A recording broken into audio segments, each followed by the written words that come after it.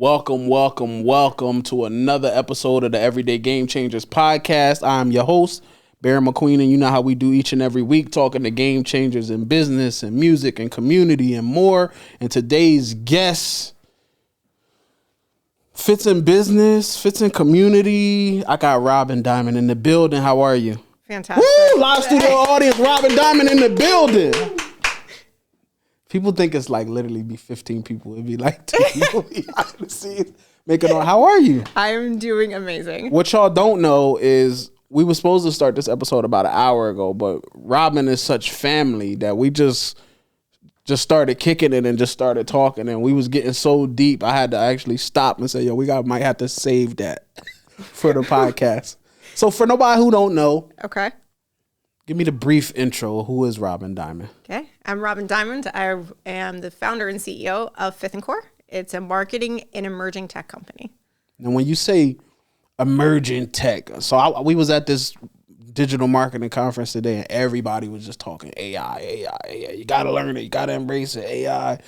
And some people was just like, oh, but, doesn't it replace jobs? And they like, not if you learn it. So it's like, what's emerging technology? So emerging tech is AI, and we do it, and augmented reality. Got it. And people are like, oh, I've never had augmented reality.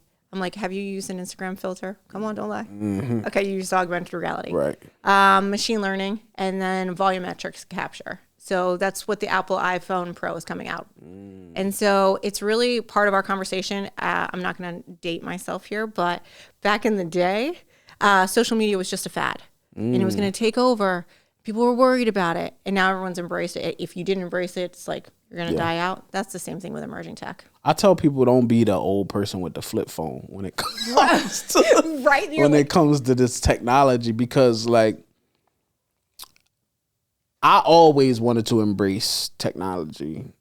Well, I got a Tesla now. I just like to be at the forefront of new stuff because I don't want to be that old person that's behind like, yeah, I use Nextel. No, I don't use Nextel. I got 3 phones.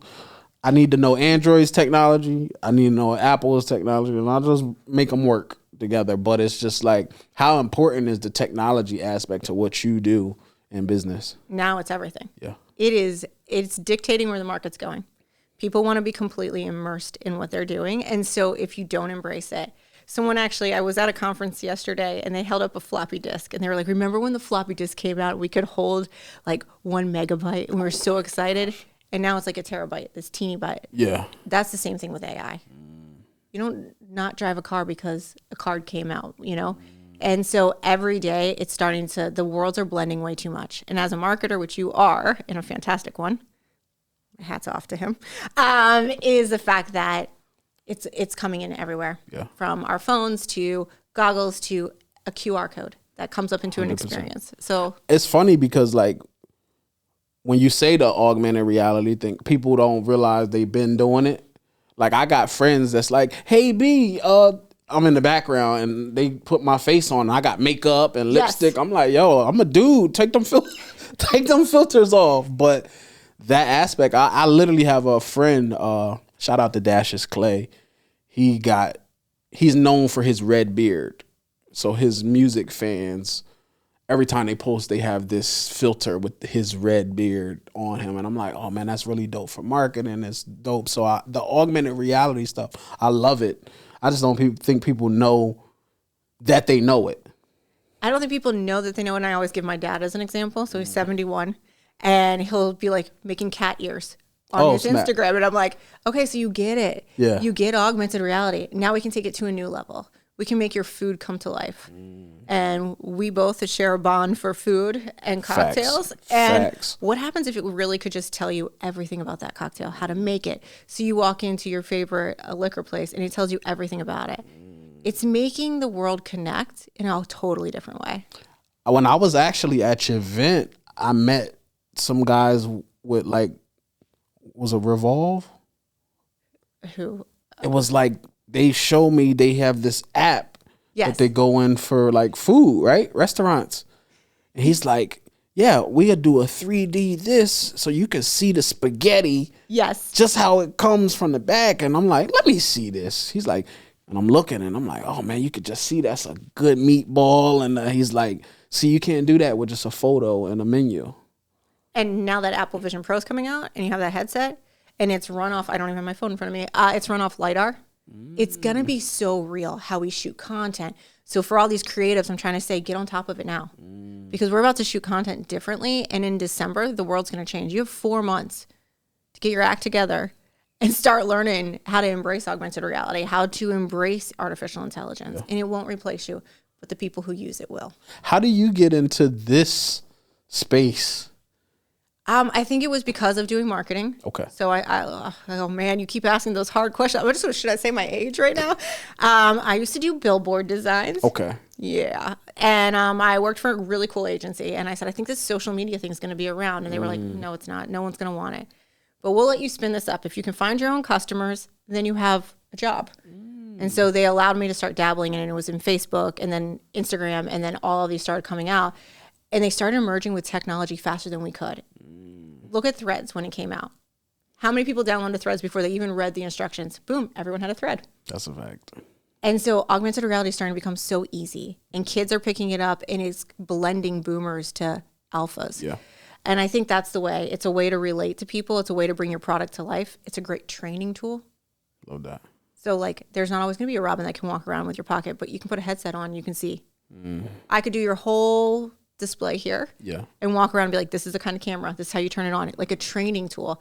And so I think brands who are starting to embrace it are going to be the ones who we're going to see a huge separation coming up. What's your introduction to marketing in general? Studied it in school. Okay. Went into the restaurant industry, so completely different. Yeah. In the restaurant industry, I say you can't be a good marketer if you can't be a good restaurateur if you don't actually market yourself. Right. Opened my own restaurant. Okay. Still around. Really? It's in Virginia. Yeah. So Name, I'm a foodie. what's the name? Robin Alexander's. Really? Yes. Worked with my business partner. I'm not in it. I'm not part of it if anyone has questions, I'm not part of it anymore. But was able to throw events and do social media. And people were like, oh, you used to get Facebook to get all of us to follow. I realized that was going in. So I stepped back into the marketing world and started doing it for other businesses. Wow. Let me tell y'all, to all my event people, because I see events as the new trend everybody hopping on, right? I'm going to give y'all some game from high-level thinkers such as myself and Robin. If you have a cash bar, that is not the event for me.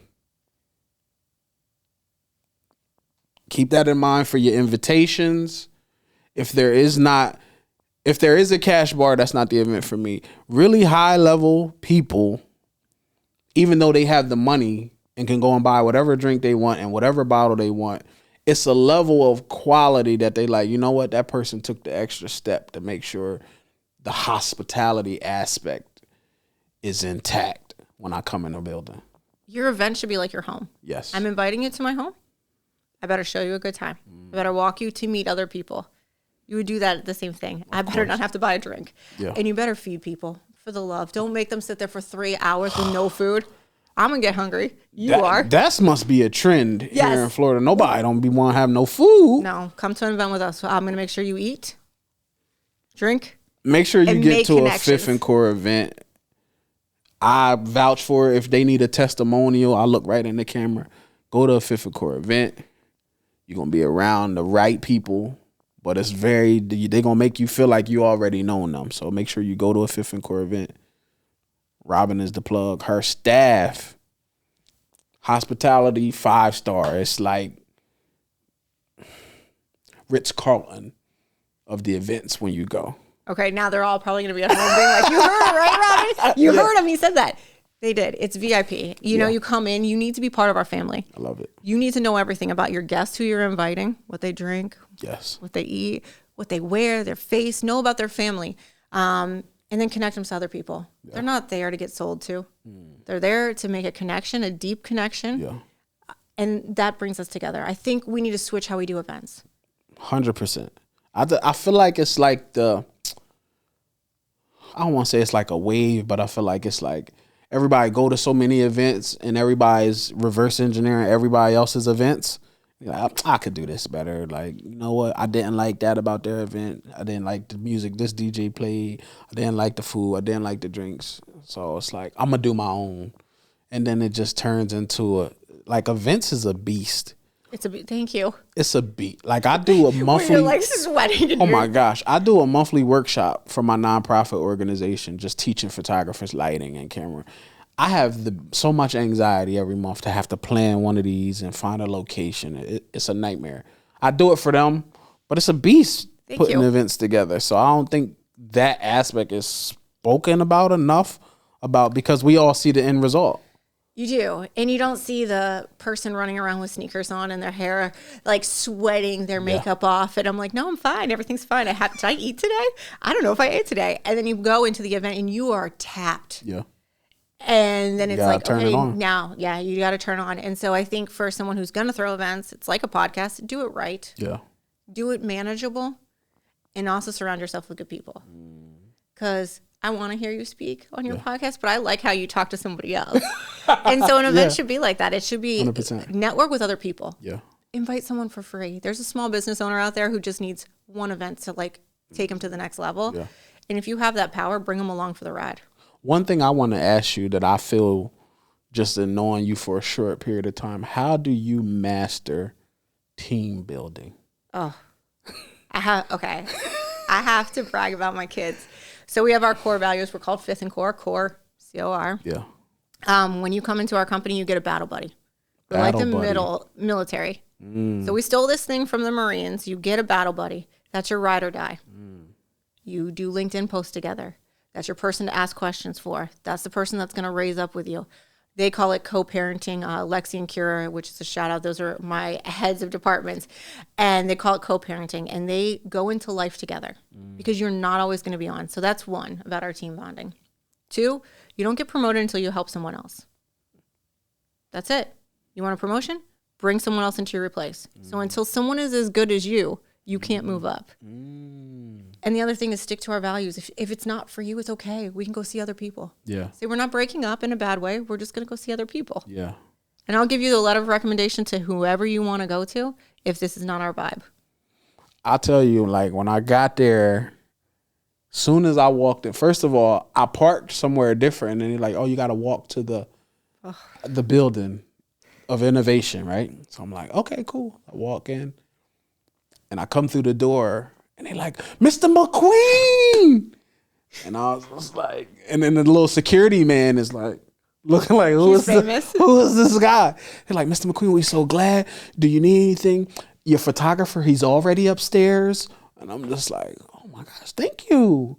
She's like, I'm who you were speaking to on the email chain. And I was like, now I'm putting faces with people. But it's a hospitality aspect that is like, can you teach it? Yeah, but it's still got to be genuine. So it just felt so genuine. And then as soon as I got upstairs, I met another one. She's like, hey, I'm such and such. Oh, and you want to speak to Robin, correct? I'm like, yeah, I need to speak to Robin and commend her because I only been here 5 minutes. I've met the staff. Everybody's friendly.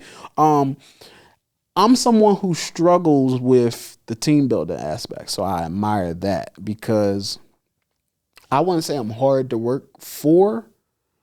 I've worked alone for so long that I got trust issues with stuff getting done probably maybe to my level and then I've, being around Angel and Doreen, I've kind of learned a little bit more about how to build the right team. So now I'm in the process of getting it right.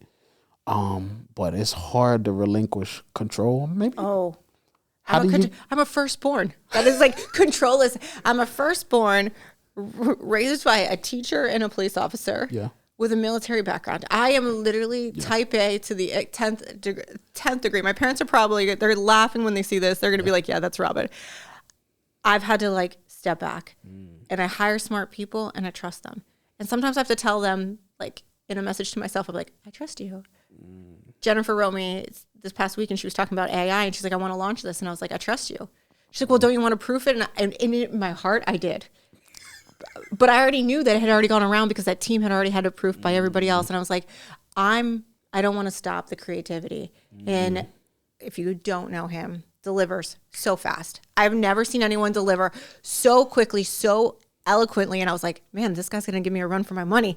100%. So I had to step up my game. we went in and like learned who you were, talked about that. And that team bonded over those things. And our team is, I always say I have the best kids, and you have to believe it. Yeah. And I call them kids because I'm older than them by 20 years. And it's, you got to believe in them. Yeah. And they're going to mess up. And I say fail fast, and own up to it. Be like, hey, that was my mistake. Okay, cool. Let's move on. Yeah, see, I got to get to that level. What's young Robin doing as a kid, like elementary? What are you into? Elementary, I was selling Blowpops out of my backpack. Blowpops? Yeah, okay, so we went to church. We went to a Baptist church, and if you knew the most Bible verses, you got Blowpops. I don't even think I've told anybody. My mom going to love this episode. You are. I was at vacation Bible school. Oh, yes, okay, so you got a bunch of Blowpops in a bag, and I was like, I could take them to school and sell them. I've always been an entrepreneur mindset. Got it. So I started doing this, and my parents were wondering why I was coming home with all this cash. Like, we're not, and my mom will even to this day, she'll tell you, I was running a side business to the point that my private school went and brought my parents in and said, have your daughter stop. She's making money off the cafeteria, and the cafeteria is not making money anymore. I had this whole deal. So people will come. The blue raspberries were bigger. Black cherry came out. Everyone was like coming down. I was just selling 50 cents. I was getting them for free by just knowing my Bible verses. And so that's kind of been my mindset. So then I needed another hustle. And I walked myself to TGI Fridays, Town Center Mall. And I wore a suit because I know no one... Who does this at 14 in South Florida, okay? I was 14. The guy shook my hand. He's like, you're hired. I started filling out the paperwork. I was so excited. I didn't know any of my own information. Oh, my gosh. And he goes, wait, you're 14? Did you write the wrong date down? I was like, no. He's like, you can't work. I said, my birthday's next week. He goes, with a letter from your parents, you can work at 15. Wow. I said, I'll be here. Was waiting outside the doors. I was super excited. And I just realized that, like, if you always level up, you always take it to the next level. He's like, who wears a suit? This is the days of Britney Spears and Christina Aguilera. Yeah. Who wears a suit to it? And I was like, I do. Oh, my gosh. And I just ran. And then I started meeting servers, and servers would be like, if you do my side work, I'll give you $5. Well, if there's 30 of them, $5. I started making more money than my mom was at a Christian school. And she's like, what is happening? So hustling's always been in my veins. So a lot of people that watch this podcast, they know my first gig was bikes. Oh. So I was the kid in the neighborhood who stole everybody's bike. And I would strip everybody's bike and build new bikes and sell them back. I would take your bike. I would take his bike. I would strip them. I would build new bikes, spray paint them, make them custom, let you pick the color. Like, yo, your bike will be ready on Friday. Like, I'm just waiting on spray paint. That was my first hustle. That's your hustle? Was bikes. So what we've learned here today, kids, is... that was my first thing. I sell Blowpops. He sells bikes. And then I got into the baseball card thing. My neighbor's dad, he just had it was like a trash bag full of baseball cards. And I'm like, whoa.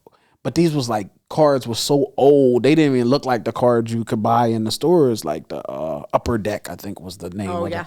So I'm like, where'd your dad get these cards? He's like, oh, his grandpa gave them to him. And I never forget, it was a baseball player by the name of Lloyd Mosley who played for the Blue Jays. Black dude, had a jerry curl, crazy looking photo. But he had about 40 Lloyd Mosley cards in this bag.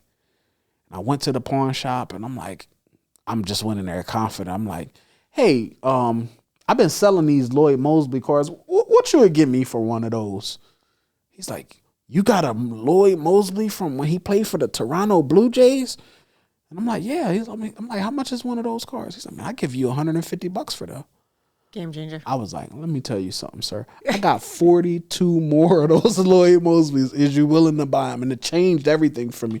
Because my thing with money is I just wanted to be able to buy ice cream for the kids in my neighborhood. I wanted to be the guy in my neighborhood that when the ice cream truck came around, I could buy it for all my friends. And this was like the hustle in me. I was raised by a single mom. So like outside of the essentials, I never was homeless. I always had clothes on my back. I never went hungry. She did her part. Anything extracurricular, you want Jordans and all of that other stuff, you on your own. So I always just kind of knew how to get some money. And then it was candy at school. It was the penny candy though. The fruit, what they call them, Tootsies, the fruit Tootsie Rolls, but the fruit kind. Like I had cherry, I had blueberry, gotta get you some Tootsies. I know. I was gonna say. I gotta get you some Tootsies then. We gotta do this exchange here. I would literally. I went to a school in Wilmington, Delaware called Bancroft. There was a corner store, so there was an exit in the school that I can go and leave school and run and re-up at this corner store across the street. When I ran out of sugar straws, I ran out of Fun Dip. I had all of them. Like that was my thing, and I just always had a hustle about me. But now it's translated into adulthood. Now I got all of these phones because I can't just. Well, you said you have 3 sisters. I do. Are you the oldest though? I am. I was gonna say, where does this hustle come from? I need to know if this is our firstborn It's not thing in my or... family. Really? My family is just they traditional, right? Went to a Baptist church. Everybody got a job. You either work at the school district. My mom always worked in healthcare at the hospital, nursing, and that's you just. If you don't go to college, you better go work somewhere. And that's all I've ever been taught. So just the fact of me living in Florida is different from my family. My family's like, what is he doing in Florida? Who lives there? Like, why is he going? They don't get it. And now when they come to visit, they like, yo, you really came down here and created a life that is like, how do you know people? You're not even from here and you just figured it out. So they like, yo, you different. You always been different. That's just what they say. And it's like, no, it's not that I've been different. I just never been boxed into this small state because y'all never seen the world. As a musician, music allowed me to see a lot of the world.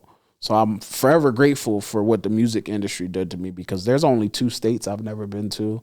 I've been I was going to say one of those states. North and South Dakota is the only ones I haven't been to. I feel like there's a trip coming up. Yeah, those are the only 2 I haven't been to. Podcast in South Dakota. I've been to Oregon. I've been to all the weird ones like Wyoming and Dubuque, Iowa. I've been everywhere, but I haven't been to the Dakotas. Okay. But music allowed me to do that. So my mindset, seeing other places, people from Delaware, because we're so close to Philadelphia and Jersey and New York, that's the extent of people leaving Delaware. You might go to Baltimore, you might make it to like a Virginia Beach or something like that, but you don't go too far out of that 6 to 8 hour ride. That's it.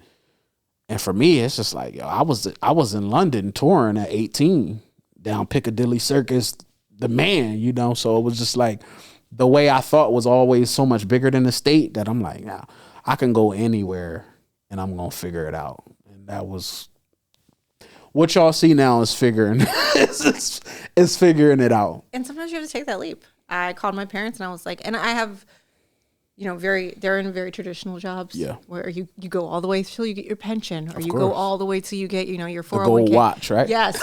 That's 100%. And so they've been so supportive to sit there and say, like, I remember when I told my parents, like, I'm going to Africa. They're like, what? Why?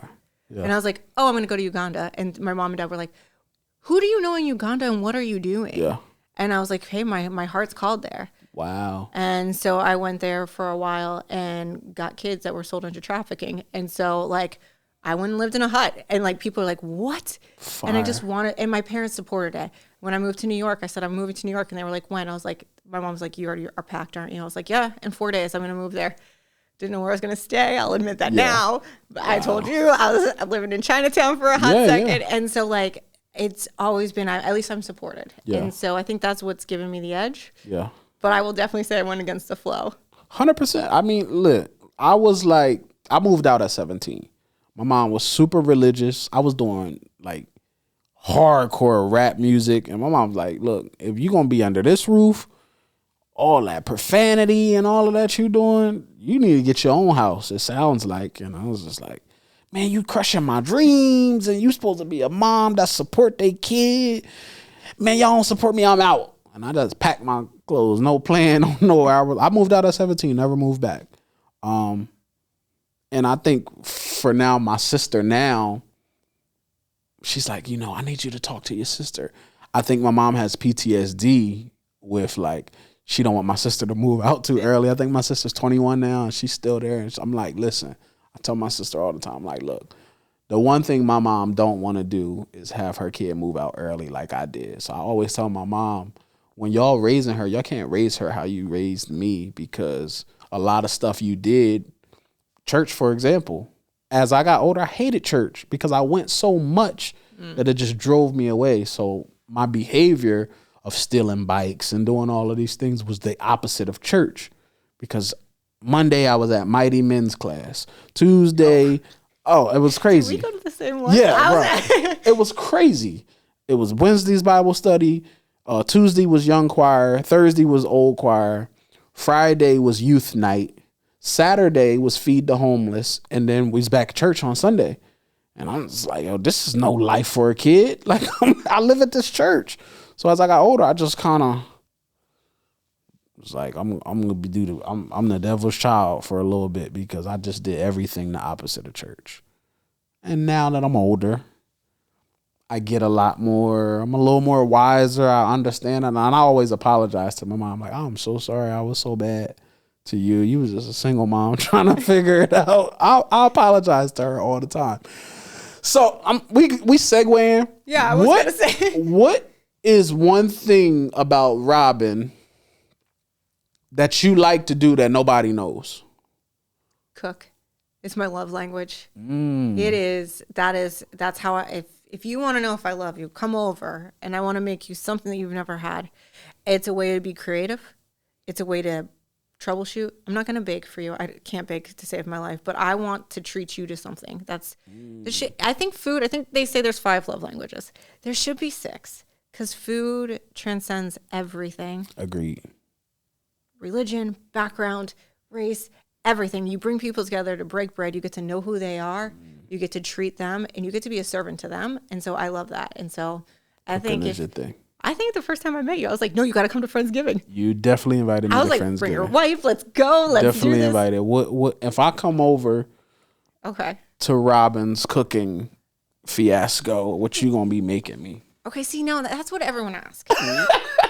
And my team will tell you, because they've been there, I have to make so many things. So you're going to get like a charcuterie board. I love a amuse-bouche. So we're going to start off with that. I don't know why I have to make so many tiny little things, but I want you to taste everything until I get to know who you are. Got it. And you have to try something new. And I know Lexi's watching this because she's going to say, I used to be picky eating. And then I met Robin and she's like, no. And I love that. I wanted you to try something you've never had. Yeah. Because then we're bonded together. And if you spit it out, that's totally okay. Got it. But, so it's going to be a bunch of little tiny things. Okay. I'm willing to try stuff. I mean, you have I just ate crickets and everything at this Mexican spot. They like, I won't make you eat cricket. I might, but now that I know. But no, we're gonna walk through it, and it's gonna be just something fun. Sitting at the countertop, I got a huge slab, and they said if you cut it down, it's gonna cost more. I was like, well, then I'll just have an 8-foot slab here, and so we're all gonna sit together. The food's gonna be stacked. I'm really big about height.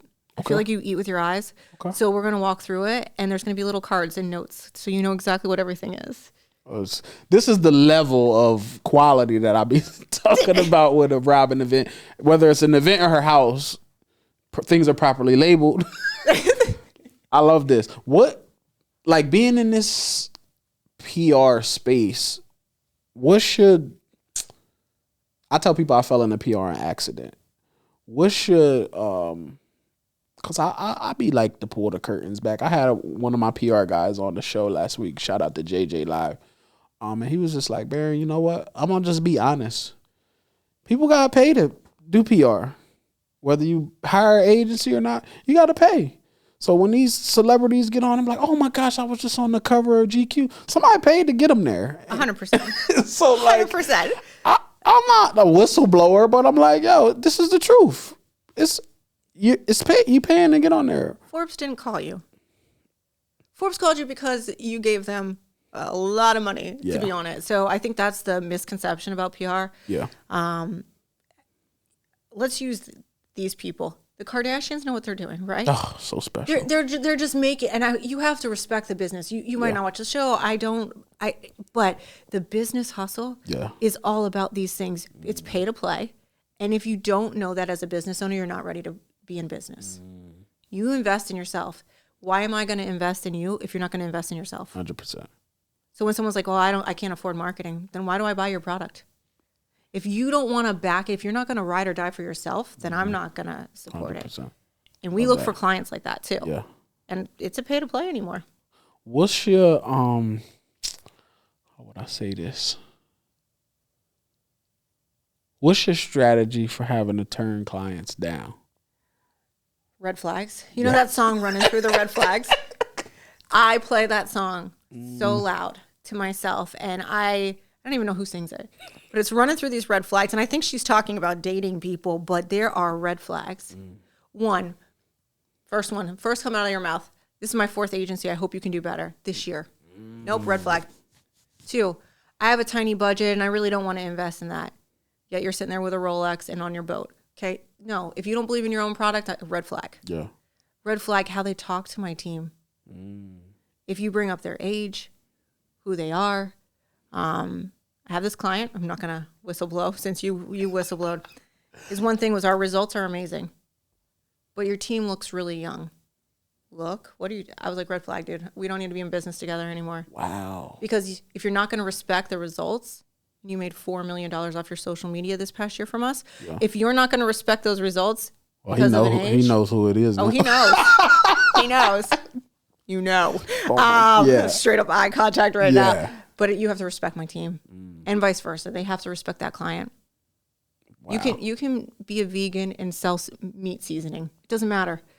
But you need to respect the hell out of them, and you gotta. Can I say hell? Okay. Yeah. Okay. You need to respect the hell out of people. Yeah. And you need to treat their money like it's your money. And I think that's the red flags too. Someone's got to trust, and if there's no trust, that we have 30-day outs in our contract. Because if you don't need to wife up with me, if I can't get you results, then don't wife up with me. And I say it straight up with this. That's you. It should be a give and take. That should be a Fifth Cor shirt. I'm pretty. Wife I should. Up with. Stop with me. Don't wife up with me. If you're not happy, let's not stay in this relationship. We should both be given something. Wow. You know what happened to me during COVID? They used to call me the anti-marketing marketer because I was like pulling back the curtains of all of the stuff that marketing companies was doing for businesses, and they was never giving results. And it's just like, yo, they'll just give you a report and say, oh, this is this. And as a business owner, most people can't read this stuff. 100%. So I was the same way. I was like, you know what?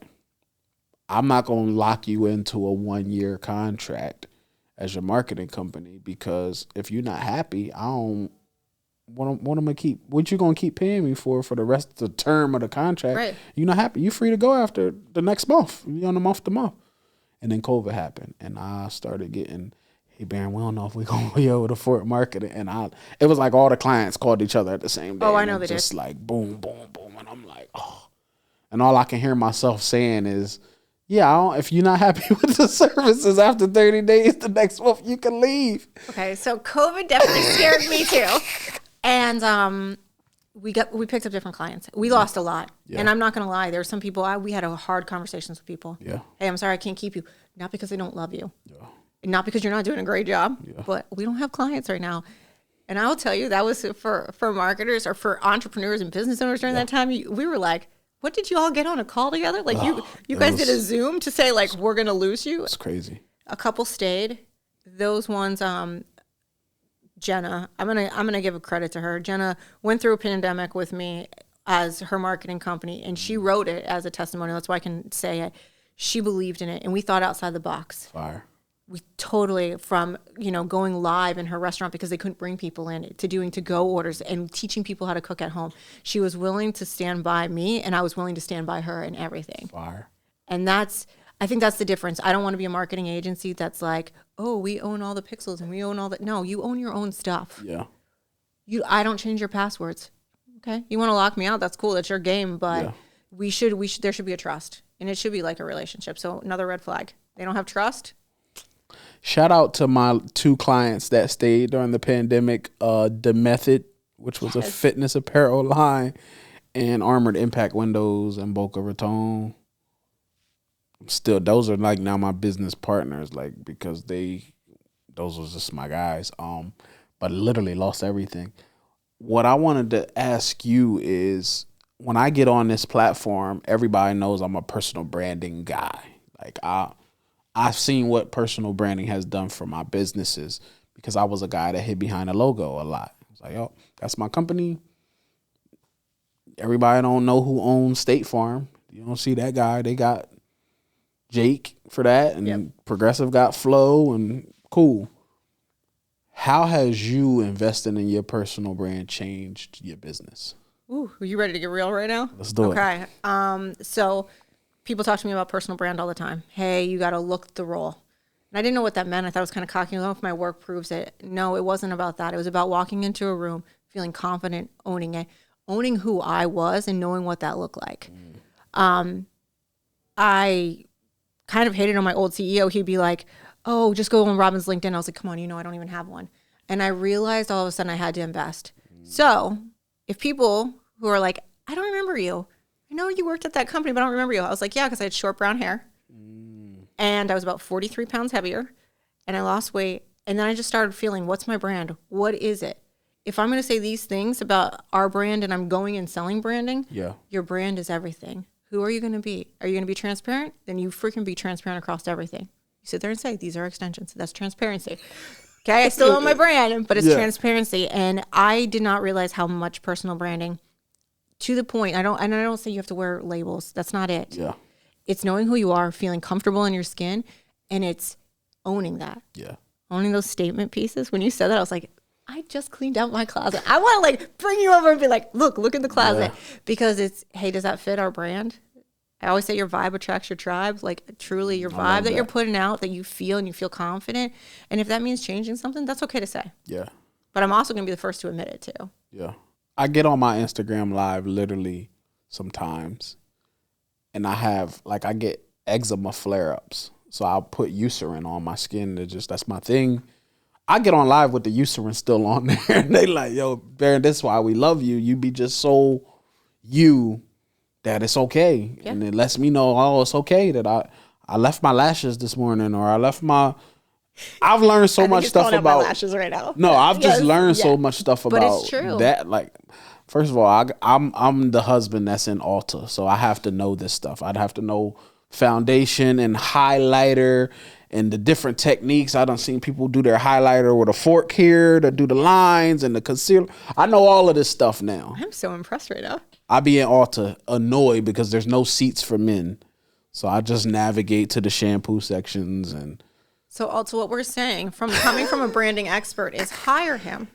And he's 100% going to walk you through what an experience should be. Yes, for men. I'll do your augmented reality. Yes. So the woman doesn't have to sit there forever and try it all on. And he needs a branding section for men just to feel comfortable. To any store. We should market for you. To any store, you have to take the husbands into account. Yes. All we're looking for is somewhere to sit down, and we don't mind how long you're going to be there. But when we have to stand and go aisle to aisle and hold this thing that you might try on, and then we're just covered in stuff, we ready to go because we're not comfortable. If you just find me a little ottoman in a corner where I can just do business from the phone, scroll on TikTok, you can be in that store all day and I'm fine. Okay, so what happens if we brought this into every business? Imagine if we actually had an experience. And that's really what we're starting to see. You said about how do you fall into this tech? It's because it's a need. I have a conversation with you and then I go to a place and I'm like, we need to be doing this. Yeah. Where is there food? If I'm hungry, if I can get a free cookie, okay, let's give City Furniture a shout out. If I can go get a free cookie, I'm going to stay there and sit on more couches than I've ever have. Great job. You brought me in, you gave me an experience, I'm going to stay. Like, what happens if we started doing that with every brand? So marketing is just thinking outside the box. Maybe you fell into PR. I think you're freaking amazing at it. Shush, go with him again too on that one. But seriously, like you fall into these things, look for a need. And that's all businesses are. And that's where we're seeing people like step out of the pack. Right. No, that's dope. What's like for this space that I've created with this podcast? The people that follow me, some of them are entrepreneurs and some of them got a regular 9-to-5. They might got a little side hustle that they do on the side that they eventually want to replace their 9-to-5. What's one piece of advice you could leave for that person? I thought this question was going in a different way because you just, okay, so I reshared one of your reels recently because you said something about your wife. You're like, hey, there's some people who are entrepreneurs and there's some people who are not. That so if you're a 9-to-5. So viral right now. I'm sharing it. I'm like, yes, what he's saying. I think being an entrepreneur means you have to be relentless.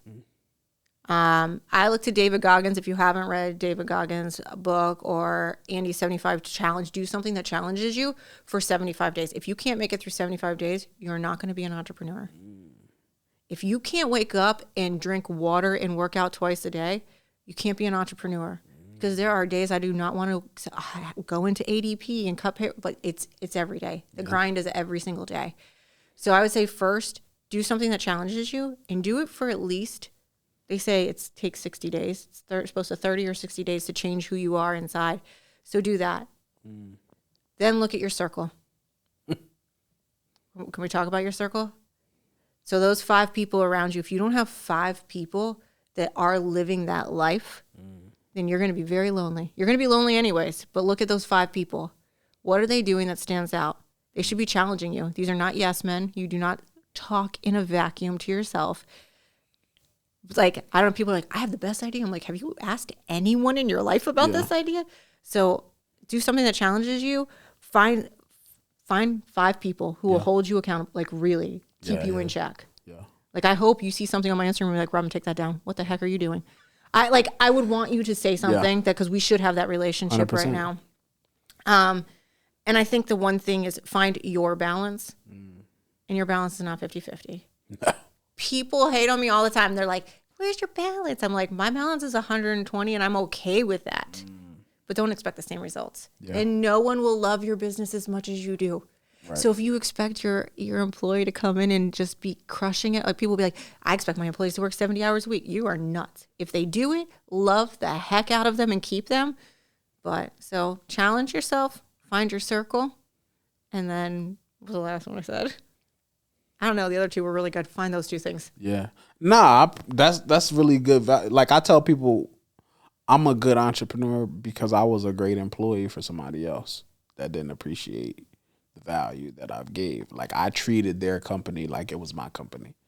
So when I got to where I couldn't make no more money, I was like, hey, what does a percentage of this company look like for me? Because it was making $2 million when I came here. And from the strategies that I've implemented, now we're at 10 to 11 million. I cannot just for a job.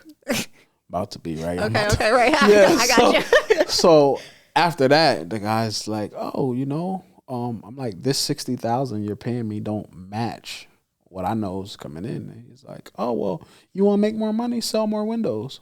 And I was like, oh. So I was like, well, here's that 2-week notice. And we're going to go do my marketing thing. And that was 2018. And I've been on my own ever since. Killing it. Loving it. Killing it. Yeah. And finding good people. And that's like, you said, oh, I brought you in and made you feel like family right away. You did the same thing for me. I was like, I do not know who this guy is who picked up my story, made me feel like family, made me feel appreciated. Yeah. That goes so long in business. Yeah. And if you do that for other people, you're going to be fine. That's it. There y'all have it. You've been tuned into another episode of the Everyday Game Changers. Man, this week definitely was no different. Robin, let them know where they can find all your socials and the company. So Robin Dimond, LinkedIn, fifthcor.com. Please connect. I always say coffee or cocktails. You tell me what you want to do, I'll take you out. So if you want to do coffee, you want to meet, you want to do cocktails, slide into my LinkedIn DMs and I will. Cocktail guy. And let's break bread together. Let's talk. Let's see how we can help each other. Y'all have it, man. Tuned in. Thank you.